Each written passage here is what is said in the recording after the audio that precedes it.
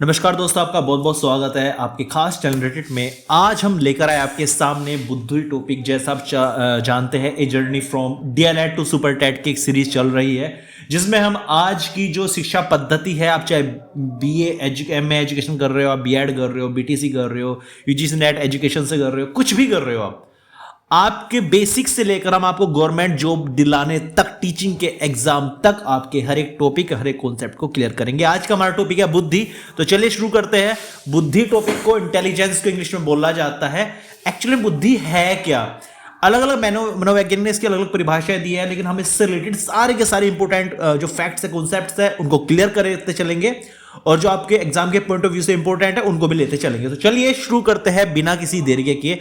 सबसे पहले बात कर लेते हैं इसके अंदर आपको क्या क्या खास देखने को मिलता है। सबसे पहले बात कर लेते हैं जो बालक बालिकाओं के मानसिक योग्यता का पता लगाने के लिए हम उनकी बुद्धि का पता लगाते हैं। ध्यान दीजिएगा, कोई बालक कितना ज्यादा होशियार है, यह एक मैक्रोस्कोपिक लेवल पे है।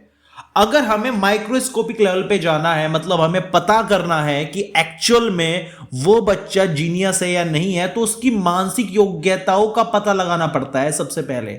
अगर उसकी मानसिक योग्यता बहुत ज्यादा है, उसके अंदर अच्छी मानसिक योग्यता उसके अंदर है, तो हम कहते हैं उसकी बुद्धि भी अच्छी है। तो मानसिक योग्यताओं का पता लगाने के लिए हम उनकी बुद्धि का पता लगाते हैं। ये इसका पहला मोस्ट इंपोर्टेंट पॉइंट है।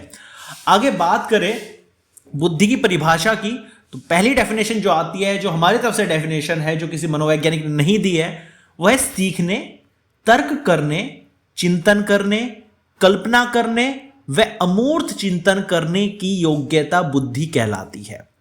अब इनके बारे में थोड़ा सा बात कर ले। सीखने, कोई चीज हम सीख रहे, कितनी ज्यादा स्पीड से हम सीख सकते हैं, वो उस हमारी बुद्धि पर डिपेंड करता है। तर्क करने, लॉजिक करने, आप लॉजिकल रीजनिंग का आपने नाम सुना होगा।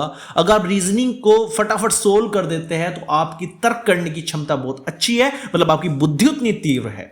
चिंतन करने, चिंतन करना है सोच विचार करना। कोई टॉपिक आपको दिया, आप उसके बारे में कितना सोच सकते हैं, कितनी गहनता से उसके बारे में सोच सकते हैं, वो आपकी चिंतन करने की क्षमता, ये भी बुद्धि है।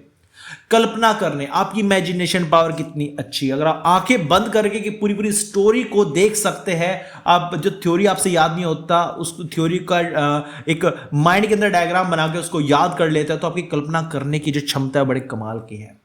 अमूर्त चिंतन करना, अमूर्त चिंतन, जो चीज आपके समक्ष नहीं है, जो चीज आपके सामने ड्रॉ नहीं हो सकती, उसको आप माइंड में सोच कर उसका अमूर्त चिंतन कर सकते हैं, उसको सोच सकते हैं अच्छे से, वो हो गया आपका अमूर्त चिंतन। ये सब योग्यता ही आपकी बुद्धि कहलाती है। सीखने, तर्क करने, चिंतन करने, कल्पना करने व अमूर्त चिंतन करने की योग्यता बुद्धि कहलाती है। अब बात करते हैं कुछ मनोवैज्ञानिक की, जैसे वुडवर्थ हो गए। वुडवर्थ ने बुद्धि के बारे में क्या डेफिनेशन दी? बुद्धि कार्य करने की विधि है।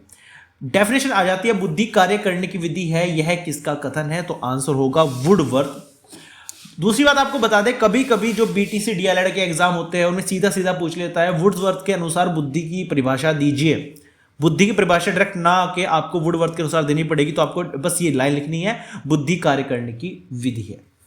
बात करें अगली डेफिनेशन की, जो टर्मन जी ने दी है। टर्मन के अनुसार बुद्धि अमूर्त विचारों के बारे में सोचने की योग्यता है।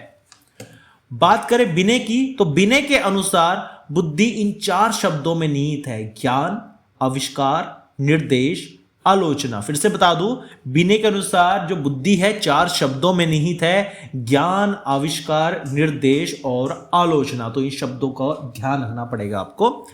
बात करते हैं रायबर्न की, तो रायबर्न के अनुसार बुद्धि वह शक्ति है जो हमको समस्याओं का समाधान करने और उद्देश्यों को प्राप्त करने की क्षमता देती है। किसी समस्या में उलझ गए और उलझे ही रहे, तो समझा हमारी बुद्धि उस लेवल तक कार्य नहीं कर रही है, लेकिन अगर हम उस समस्या का समाधान कर देते हैं, तो हमारी बुद्धि बड़ी तीव्र है, बड़ी अच्छी है। तो रायबर्न ने समस्याओं को समाधान करने के आधार पर बुद्धि की परिभाषा दी है। आगे चलिए, जो अगला टॉपिक आता है, वेरी वेरी वेरी इंपॉर्टेंट, जितना इंपॉर्टेंट लगाओ उतना कम है इस टॉपिक पर। बुद्धि लब्धि, आईक्यू लेवल इसको हम बोलते हैं। ये बुद्धि लब्धि एक्चुअल में है क्या? अब मान के चलो, किसी की बुद्धि, किसी ने कोई क्वेश्चन सोल्व कर दिया, उसकी बुद्धि बहुत अच्छी है, किसी ने क्वेश्चन सोल्व नहीं किया, उसकी बुद्धि कम है। तो इस प्रकार से एक स्केल बनाया गया है बुद्धि लब्धि का। अगर उस बीच नंबर आते हैं तो उसके अकॉर्डिंग उसकी बुद्धि का स्तर मापा जाता है। सबको डिटेल में बताते हैं। बुद्धि लब्धि एक्चुअल में एक मापन है, बुद्धि का मापन करने की एक विधि है बुद्धि लब्धि। तो चलिए शुरू करते हैं, जानते हैं क्या है बुद्धि लब्धि। विभिन्न मानसिक योग्यता परीक्षणों के माध्यम से, ध्यान दीजिएगा, विभिन्न मानसिक योग्यता परीक्षणों के माध्यम से हम व्यक्ति की मानसिक आयु का पता लगा लेते हैं। ये वर्ड ध्यान से पढ़ेगा, मानसिक आयु का मतलब क्या है। पहले बता देते हैं आपको कि मानसिक आयु क्या होती है। मान के चलो एक बच्चा है, बच्चा एक आदमी है जिसकी उम्र 24 साल है और वो ऐसे बिहेव कर रहा है जैसे कोई 10 या 12 साल का बच्चा है। तो उसकी बुद्धि लब्धि, हमारी जो मानसिक आयु है वो 10-12 साल है, शारीरिक आयु 24 साल है। लेकिन जिस लेवल की वो बातें कर रहा है, जिस लेवल की वो एक्टिविटी कर रहा है, जिस लेवल के वो क्वेश्चन सोल्व कर रहा है, वो उसकी मानसिक आयु कहलाती है। तो हम सबसे पहले किसी भी कोई एग्जाम लेके, किसी भी रिटन एग्जाम वगैरह लेके, कोई क्वेश्चंस वगैरह देके किसी भी मनुष्य का हम क्या करते हैं, उसकी मानसिक आयु पता लगा लेते हैं। यदि कोई 8 वर्ष का बालक 10 वर्ष की आयु के निर्मित मानसिक योग्यता परीक्षण कर लेता है, मतलब एक 10 वर्ष के बच्चे से आप जो उम्मीद रखते हैं कि ये क्वेश्चन सोल्व कर लेगा, वो एक 8 वर्ष का बच्चा कर लेता है, तो समझो इस 8 वर्ष के बच्चे की मानसिक आयु कितनी हुई, 10 वर्ष हुई। ठीक है। उल्टा भी कर सकते हैं, सब एग्जाम्पल लिया कि एक 20 वर्ष का जो बच्चा है वो 15 साल के बच्चे के क्वेश्चन सोल्व कर पाता है, 16 वर्ष के क्वेश्चन नहीं सोल्व कर पाता, तो 15 साल उसकी मानसिक आयु हुई। तो उसकी वास्तविक आयु 8 वर्ष व मानसिक आयु 10 वर्ष मानी जाएगी। जिस लेवल के क्वेश्चन सोल्व कर पाता है वो उसकी मानसिक आयु, और जो एक्चुअल उसकी आयु है, उम्र है जो उसकी, वो उसकी शारीरिक आयु कहलाती है, वास्तविक आयु कहलाती है। तो बुद्धि लब्धि निकालने का फॉर्मूला क्या होता है, मानसिक आयु बटे वास्तविक आयु गुना 100। एक एग्जांपल और लेते हैं। मान के चलो एक बालक है जिसकी उम्र है 10 वर्ष और उसको एक ऐसा क्वेश्चन पेपर सोल्व किया जो 15 वर्ष के बच्चे के लिए सेट किया गया था, लेकिन उस 10 वर्ष के बच्चे ने वो क्वेश्चन अच्छे से सोल्व कर दिया, तो ये उसकी मानसिक आयु होगी। तो मानसिक आयु कितनी है, 15 वर्ष, 15। वास्तविक आयु कितनी थी, 10 वर्ष, और गुना 100। परसेंटेज में निकलती है वैल्यू है, 0 से 0 कैंसिल, तो 150।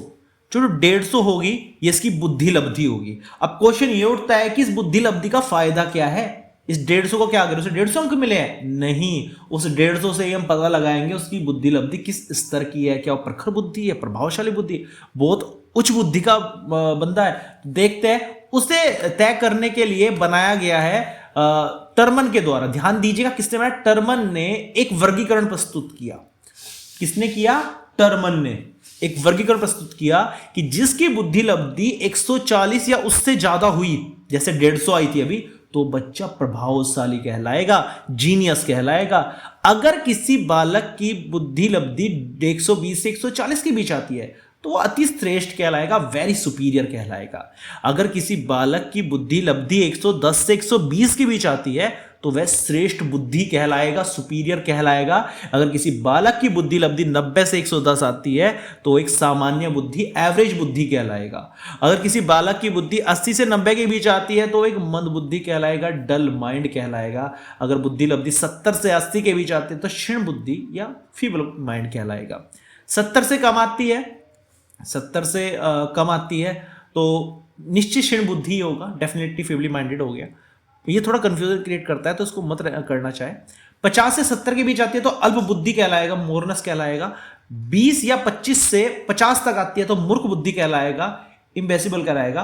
और 20 से 25 के कम आती है, 25 से भी कम आ रही है, 20 से भी कम आ रही है तो महामूर्ख कहलाएगा, इडियट कहलाएगा। तो महामूर्ख की अब इतनी कम बुद्धि लब्धि बहुत कम बच्चों की मिलती है। फिर भी जो मानसिक रूप से कुपोषण का शिकार हो जाते हैं उनकी शायद इस लेवल में आ जाती है। फिर भी इस आंकड़ों के द्वारा किसी बच्चे का कितना प्रभावशाली है, कितनी कैसी बुद्धि है उसका पता लगाते हैं। फिर से आपको बता दूं, सबसे पहले हमने बात की थी जो बुद्धि थी उसके बारे में कुछ कॉन्सेप्ट क्लियर किए थे। उसके बाद में बुद्धि लब्धि क्या होती है, मानसिक आयु अपॉन वास्तविक आयु गुना 100। ये वेरी इंपॉर्टेंट है, ये फॉर्मूला सीधे सीधे बीटीसी के और बीएड के एग्जाम में पूछा जाता है। कभी कभी से रिलेटेड क्वेश्चंस भी आ जाता है तो इजीली आप निकाल सकते हैं। और ये तो वेरी वेरी इंपॉर्टेंट चार्ट है, ये तो आपको याद होना ही होना चाहिए। क्वेश्चन आ जाएगा कि एक मंद बुद्धि बालक की बुद्धि लब्धि कितनी होती है, तो उत्तर आएगा 80 से 90 के बीच। इस पेज का आप स्क्रीनशॉट ले लीजिए, बस आपको ये याद होना चाहिए। तो आज बुद्धि के जो बेसिक से कॉन्सेप्ट थे हमने क्लियर किए, आगे बुद्धि को और ज़्यादा डिटेल में पढ़ेंगे।